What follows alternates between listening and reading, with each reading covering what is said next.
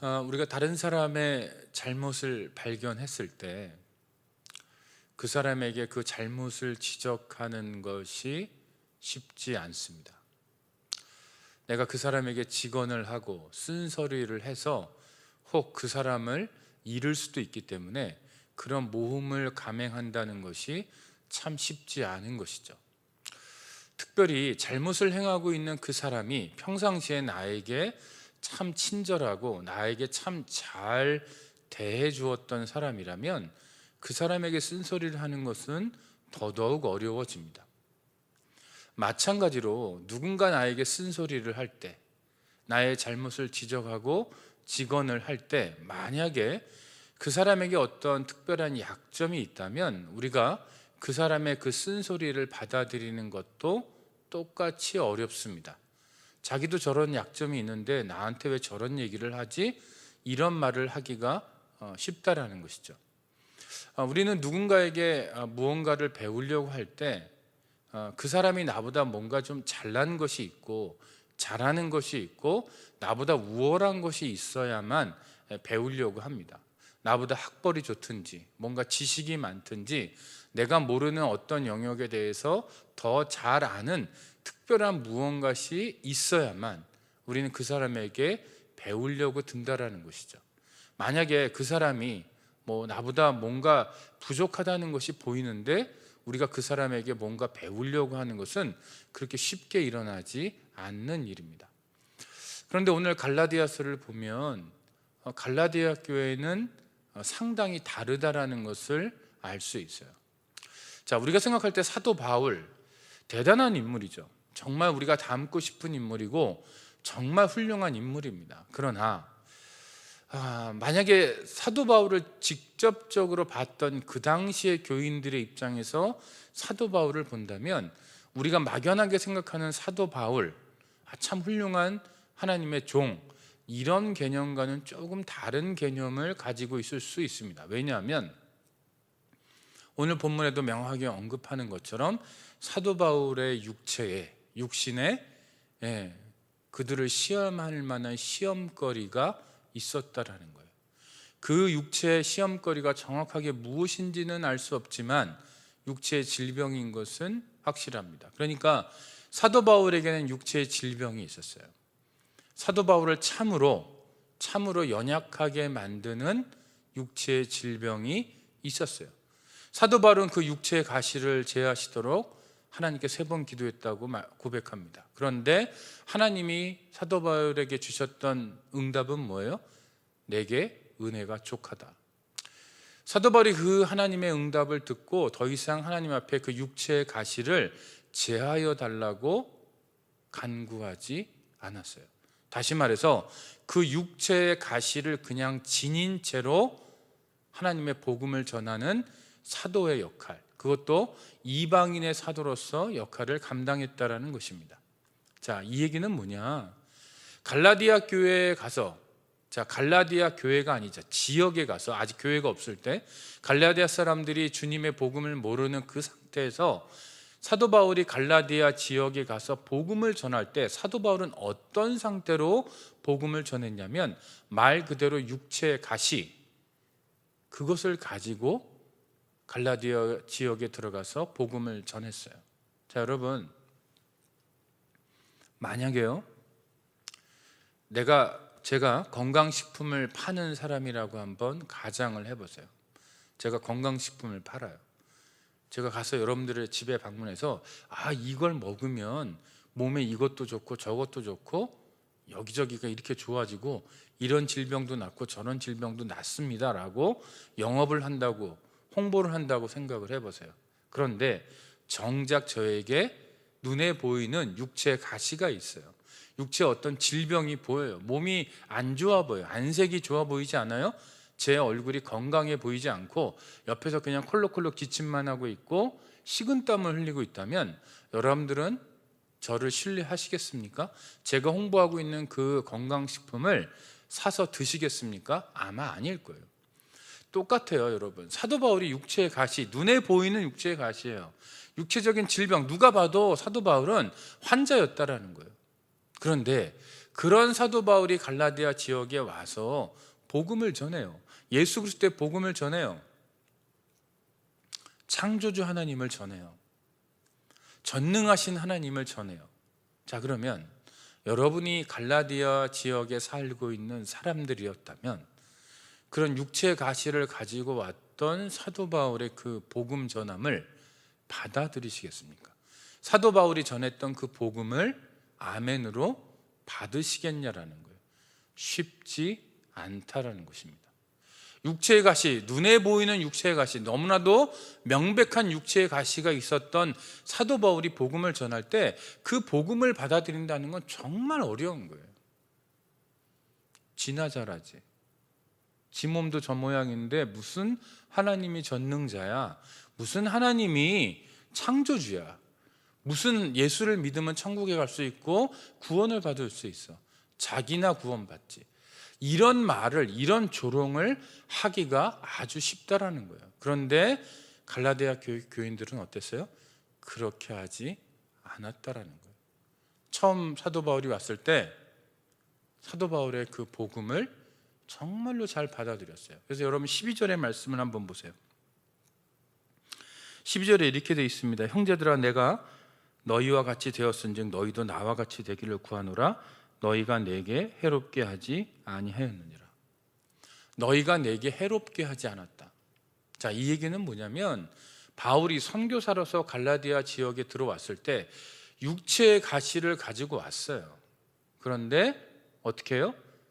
해롭게 하지 않았다라는 거예요. 다시 말해서 사도 바울을 친절하게 받아줬다라는 얘기예요. 그런데 헬라 원문에는 어떻게 되어 있냐면 한 명도 나를 해롭게 하지 않았다. 그러니까 사도 바울을 접했던 모든 사람들, 사도 바울의 복음을 들었던 모든 사람들이 그 육체의 가시에도 불구하고 눈에 보이는 연약한 부분, 그것이 있음에도 불구하고 사도 바울을 친절하게 수용하고 사도 바울이 전하는 그 복음을 받아들였다라는 거예요. 여러분, 이게 아무것도 아닌 것 같지만 굉장히 어려운 거예요. 확연하게 보이는 뭔가 질병이 보여요. 얼마나 우습게 보이겠어요. 아, 저 사람 뭐가 문제가 있구나. 그런데 그 문제가 있다고 여겨지는 사람의 입에서 나오는 복음을 문제가 없는 진리의 말씀으로, 복음으로 받아들인다는 것은 아주 이상한 거예요. 정말 성령이 함께 하셔야만 일어날 수 있는 기적이라는 거예요. 뿐만 아니라 오늘 본문 14절과 15절에는 이렇게 되어 있습니다. 여러분들 14절과 15절의 말씀을 다시 한번 보세요. 너희를 시험하는 것이 내 육체에 있으되 이것을 너희가 업신 여기지도 아니하며 버리지도 아니하고 오직 나를 하나님의 천사와 같이 또는 그리스도 예수와 같이 영접하였도다.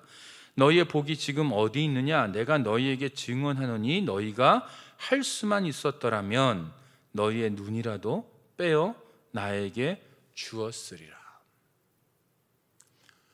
지금 갈라디아 교인들을 시험할 만한 시험거리가 바울의 어디에 있어요? 육체에 있어요.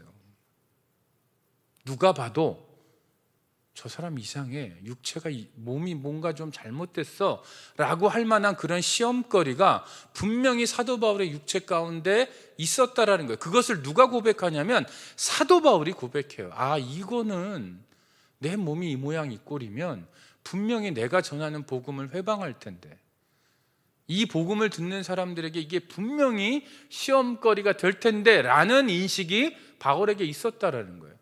아마 바울이 복음을 전할 때 그것에 대해서 걱정을 많이 했을 거예요. 아, 내가 이렇게 복음을 전하러 왔는데 내가 이 모양 이 꼴이야. 어떡하죠, 하나님? 저 사람들이 나를 거부하면 어떡하죠? 내가 전하는 복음을 거부하면 어떡하죠? 라는 걱정을 가지고 지금 갈라디아 교인들에게 다가갔던 거예요. 그런데 오늘 14절에 뭐라고 되어 있냐면 갈라디아 사람들이 그 복음을 들었을 때 그런 육체의 시험거리를 가지고 있는 바울을 업신여기지 않았다는 거예요. 무시하지도 않았다라는 거예요. 오히려 하나님의 천사와 같이 예수 그리스도처럼 사도 바울을 받아줬다라는 거예요. 그리고 15절에는 뭐라고 고백하냐면 할 수만 있었더라면 눈이라도 빼어서 사도 바울을 위해서 눈이라도 빼줬을 거다라고 사도 바울이 고백하고 있어요. 아마 어쩌면 사도 바울의 눈에 안질 때문에 뭔가 문제가 있을 수도 있어요. 눈에 문제일 수도 있어요. 그래서 그 약한 눈을 위해서라도 갈라디아 교인들이 눈을 빼줄 마음조차도 있었다. 여러분들, 이거 굉장한 거예요. 난생 처음 보는 사람들에게 복음을, 이 사도 바울이라는 사람에게 복음을 듣고 그 복음을 받아들이고 나서 사도 바울을 그렇게 하나님의 천사와 같이 예수 그리스도처럼 받아주고 그 육체의 연약함을, 누가 봐도 문제가 있는 그 육체의 연약함을, 시험거리로 받지 않고 무시하지도 않고 업신여기지도 않고 오히려 바울을 소중하게 받아주고 바울이 전한 그 복음을 소중하게 받아주는 그 갈라디아 교회 사람들, 너무나도 고맙죠. 너무나도 예쁘죠. 너무나도 감사하죠. 너무나도 귀한 사람들이에요. 정말 귀한 사람이에요. 자, 여러분 어떻습니까? 분명히 바울에게 모자른 부분이 있어요. 누가 봐도 명확하게 모자라요. 육체의 가시가 있어요. 시험거리가 있어요. 그런데 갈라디아 교인들이 어때요? 그것 때문에 복음을 받아들이는데, 하나님의 말씀을 받아들이는데 방해받지 않았다라는 거예요. 대단한 성숙입니다. 정말 멋있는 성숙이에요. 그런데 여기서 어려운 게 있어요. 그건 뭐냐? 바울에게 이 갈라디아 교인들은 너무나도 소중한 존재고 너무나도 고마운 존재고 아름다운 존재들이에요. 그런데 이 사람들이 지금 어떻게 돼 있어요? 거짓 형제들의 유혹을 받아서 율법주의에 빠져버렸어요. 잘못하고 있어요. 하나님의 복음을 버려버렸어요. 자, 그러면 여러분이 사도 바울이라면 과연 이런 고마운, 비록 거짓 형제들에게 빠져서 복음을 버리고 좀 율법주의로 흘러가고 있는 그런 교인들이라 할지라도 이렇게 고맙고 이렇게 착한 교인들이라면, 여러분들이 바울이라면, 사도 바울이라면 이런 교인들에게 쓴소리를 할 수 있겠습니까? 너희들 이렇게 살면 안 돼. 너희들 잘못 가고 있어. 너희들 하나님의 복음을 버렸어. 그러면 안 돼. 라고 얘기할 수 있느냐라는 거예요. 제가 이 말씀을 묵상하다가 제가 한번 사도 바울이 돼보는 그런 상상을 해봤어요. 만약에 남가주 동신교회에게 저에게 정말 잘해주시는 교인들이 계세요. 너무나도 저에게 친절한 교인들이 계세요. 너무 감사해요. 늘 저를 위해서 기도해 주시고 너무나도 많은 것들을 도와주세요.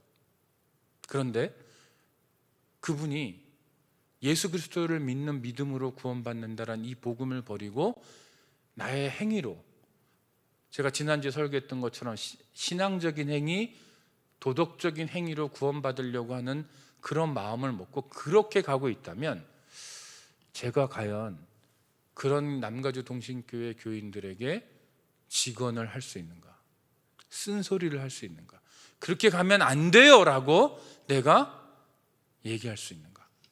한번 스스로 물어봤어요. 쉽지 않아요. 쉽지 않아요. 그런데 지금 바울이 뭐하고 있냐면, 그런 고마운 교인들, 자기가 복음을 전하러 왔을 때 한 명도 해롭게 하지 않고 자기의 육체의 시험거리가 있음에도 불구하고 그것을 업신여기지 않고 무시하지도 않고 자기를 하나님의 천사와 같이 예수 그리스도처럼 받아줬던 그 갈라디아 교인들에게 지금 뭐하고 있냐면 아주 강도 높은 쓴소리를 하고 있는 거예요. 너희들 그렇게 하면 안 돼. 여러분, 여기서 두 가지의 모습을 봐야 돼요. 교인들이 사도 바울을 대하는 모습, 사도 바울이 교인들을 대하는 모습. 여기서의 중심은 뭐예요? 복음이에요. 왜 그 교인들이, 갈라디아 교회 교인들이 사도 바울의 그 육체의 가시, 육체의 시험거리가 명확하게 있음에도 불구하고 사도 바울을 업신여기지도 무시하지도 않고 오히려 하나님의 천사와 같이 예수 그리스도처럼 받아줬어요? 기준은 하나예요. 복음이었어요. 그 복음 때문에 사도 바울의 그 명확한 연약한 부분이 있음에도 불구하고 사도 바울을 받아준 거예요. 받아줬을 뿐만 아니라 존귀하게 여긴 거예요. 똑같이 이런 고마운 존재들에게 사도 바울이 쓴소리를 할 수 있었던 근거는 뭐예요? 복음이에요. 복음을 떠났어요. 너무나도 고마운 존재지만 복음을 떠나면 어떻게 해야 돼요? 잘못됐다고 얘기하는 거예요. 사도 바울도 복음을 근거로 쓴소리했고요. 갈라디아 교회 교인들도 처음에 사도 바울을 그렇게 존귀하게 받아준 것은 복음을 근거로 사도 바울을 받아준 거예요. 이게 바로 복음의 삶이에요. 이게 바로 복음에 근거해서 사는 삶이에요. 여러분, 나하고 아무리 친해도, 나에게 아무리 고마운 존재를 할지라도 복음을 떠나면 우리는 어떻게 해야 돼요? 복음을 떠나는 것에 대해서는 우리가 참으면 되지 않는다라는 거예요. 그렇게 살면 안 된다라고 모험할 수 있어야 돼요. 내 앞에 리더가 있는데 그 리더가 목회자든 구역장이든 누구든 간에 내 눈에 분명히 연약함이 보여요. 육체적인 가시가 있어요. 그 육체적 가시가 뭐 건강의 문제든 자식의 문제든 뭐 재정의 문제든 신분의 문제든 무슨 학벌의 문제든 어떤 문제든 간에 어떤 가시가 있다고 생각해 봐요, 여러분. 그런데 만약에 그 사람이, 그런 가시를 명확하게 갖고 있는 사람이 복음을 제대로 전하고 있는 사람이라면 우리는 어떻게 해야 돼요? 갈라디아 교회 교인들이 바울을 업신여기지 않고 무시하지도 않고 하나님의 천사와 같이 예수 그리스도처럼 받아줬던 것처럼 우리는 그분들을 받아줘야 한다는 거예요. 그게 바로 복음의 삶이라는 거예요. 복음의 삶은 그저 예수 믿고 천국 가는 게 복음의 삶이 아니에요. 오늘 갈라디아서가 가르쳐주는 것처럼 우리의 인간관계를 이렇게 규정하는 것이 바로 복음의 삶이에요. 이런 복음의 삶이 복된 삶이고 하나님이 기뻐하시는 삶이에요. 이런 삶이 저와 여러분에게 모두 충만하기를 기원합니다. 기도하겠습니다. 하나님 아버지, 사도 바울에게 명확한 약점이 있고 시험거리가 있고 부족한 면이 있었지만 사도 바울이 전하는 복음으로 인해서 갈라디아 교인들이 사도 바울을 하나님의 천사처럼 예수 그리스도처럼 받았던 것처럼 우리가 누구든지 하나님의 복음을 복음으로 전하고 있다면 그 사람의 육체적인 모습에 제한받지 않고 복음을 받아들일 수 있는 저희 모두가 되기를 원합니다. 또 나에게 아무리 좋은 사람들, 나에게 아무리 친절한 사람들이 할지라도 복음을 떠나는 삶을 살고 있다면 우리가 안타까운 심정으로 다시 해산하는 수고를 하는 심정으로 그 사람을 위해서 기도하는 마음으로, 사랑하는 마음으로 하나님의 말씀을 전할 수 있는 그런 마음을 우리들에게 허락하여 주시옵소서. 우리 남가주 동신교회가 이렇게 복음을 중심으로 모든 삶을 살아가는 그런 귀한 교회가 되도록 축복하여 주시옵소서. 예수님의 이름으로 기도합니다. 아멘.